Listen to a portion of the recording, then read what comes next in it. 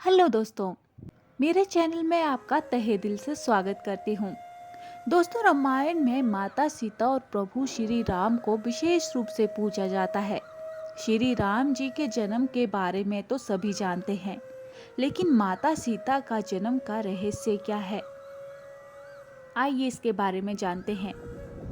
पौराणिक कथाओं के अनुसार माता सीता भगवान जनक को जमीन के नीचे मिली थी। महर्षि वाल्मीकि जी की रामायण के अनुसार राजा जनक के समय में एक बार मिथिला राज्य में अकाल पड़ गया। ऋषियों ने राजा जनक से यज्ञ का आयोजन करने के लिए कहा, जिससे वर्षा हो और उनका कष्ट दूर हो। यज्ञ की समाप्ति के अवसर पर राजा जनक अपने हाथों से हल लेकर जोत रहे थे। तभी उनके हल का नुकीला भाग, जिसे सीत कहते हैं, किसी कठोर चीज से टकराया और हल वहीं अटक गया। जब उस स्थान की खुदाई हुई तब एक कलश निकला, जिसमें एक सुंदर कन्या थी। राजा जनक ने उस कन्या को कलश से बाहर निकाला और उसे अपनी पुत्री के रूप में स्वीकार किया। जनक की पत्नी उस समय निसंतान थी, इसलिए बेटी को पाकर वो अत्यंत प्रसन्न हुई। हल के उस हिस्से से टकराकर माता सीता मिली थी, जिसे सीत कहा जाता है, इसलिए ही उनका नाम सीता रखा गया। वहीं जनक पुत्री के रूप में उन्हें जानकी भी कहा गया। दोस्तों, यदि माता सीता के जन्म की बात करें तो एक और प्रचलित कथा है, जिस पर शायद ही यकीन हो।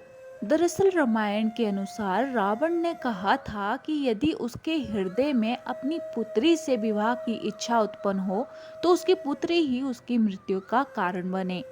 इसी बात को सही साबित करने के लिए एक बार कृतसमद नाम के ऋषि देवी लक्ष्मी को पुत्री रूप में पाने के लिए हर दिन मंत्रोच्चार के साथ कुश के अग्रभाग से एक कलश में दूध की बूंदें डालते थे।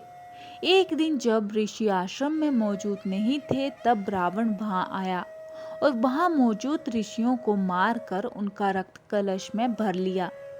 इस कलश को रावण ने अपने महल में छुपा दिया।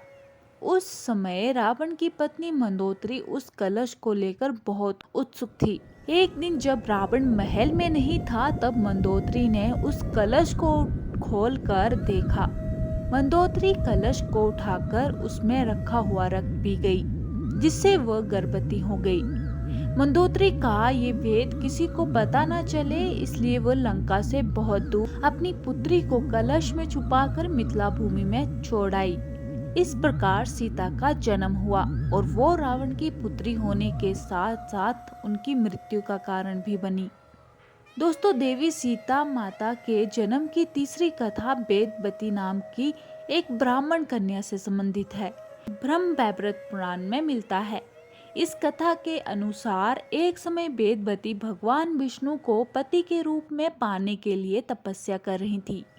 हिमालय पर भ्रमण करते हुए रावण की नजर वेदवती पर पड़ी और उसके मन में वेदवती से विवाह का विचार आया। वेदवती रावण से बचने के लिए ऊंचाई से कूद गईं और मृत्यु के समय वो रावण को श्राप दे गईं कि आगे के समय में वो पुनर्जन्म लेकर रावण की पुत्री बनेगी और उनकी मृत्यु का कारण बनेगी।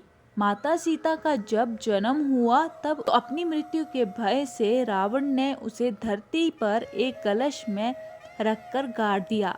माता सीता का जन्म वास्तव में एक रहस्यमय है और उनके जन्म की सही कथा जो कुछ भी हो, लेकिन उन्हें श्री राम के साथ पूजा जाता है।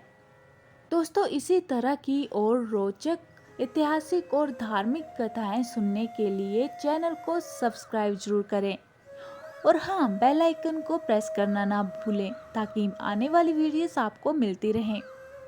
मिलते हैं किसी और वीडियो के साथ, तब तक के लिए बाय बाय।